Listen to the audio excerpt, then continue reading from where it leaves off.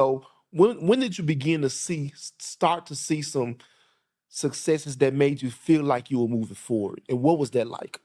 When I actually started getting downloads and people were actually using it. So organically, I still wasn't doing any marketing. Hmm. And some of the shelters, so there are some shelters, they're not necessarily public shelters, Hmm. but they open them up for certain reasons. And we'll just Okay. kind of leave it at that. But when those Okay. type of shelters organically started coming on the app themselves and I wasn't out there, then I was like, okay, this is real. Cause Okay. this is a legit place who opened their doors to legit customers who was on my app allowing people to make these reservations through the app.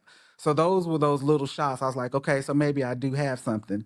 And then again, in those accelerator programs, when I was able to start talking to people who were decision makers and stuff like that. And sometimes you feel like you don't belong in those rooms. So once I Hmm. got in those rooms, I was like, okay, now we're making progress, right? Like I'm here, people are validating what I'm saying. Like it's a great idea.